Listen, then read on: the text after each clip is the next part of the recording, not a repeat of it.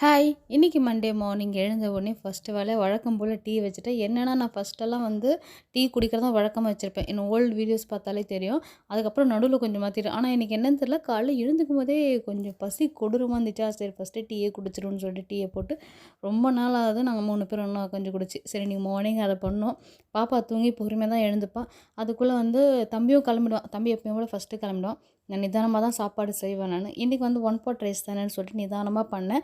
என்னன்னா எல்லாமே ரெடியா இருந்தது. நேத்தே வந்து நான் இஞ்சி பூண்டு பேஸ்ட்லாம் அரைச்சு வச்சுட்டு, இந்த புதினாலாம் கிள்ளி வச்சுட்டேன். அதனால எனக்கு ரொம்ப ரொம்ப ஈஸியா இருந்தது. இன்னைக்கு வந்து எறா இருந்தது. எறா பிரியாணி பண்ணிடலான்னு சொல்லிட்டு. ஆல்ரெடி நேத்தே வந்து நான் எறா தொக்கு போட்டிருப்பேன். அதுல வந்து கொஞ்சம் எறா எடுத்து வச்சிருந்து, எறா பிரியாணி பண்ணிடலான்னு சொல்லிட்டு பண்ணேன் நானு. ரொம்ப ஈஸியான மெத்தட் தான். நான் பிரியாணி வந்து ஆல்ரெடி சிக்கன் பிரியாணி பண்ண வீடியோ நான் போட்டிருப்பேன். அது உங்களுக்கு லிங்க்ல குடுக்குறேன் பாருங்க நீங்க. அத பார்த்தீங்கனாலே அதே சேம் மெத்தட் தான். எதுவுமே மாத்த மாட்டேன். இன்னொன்னு என்னன்னா, நான் வந்து எந்த மசாலாவும் போடவே மாட்டேன். வெறும் மிளகாத்தூள் மட்டும் தான் வச்சு பண்ணுவேன். ஆனா சூப்பரா இருக்கும். டேஸ்ட் நமக்கு அல்ட்டியா இருக்கும். நீங்க ட்ரை பண்ணி பாருங்க.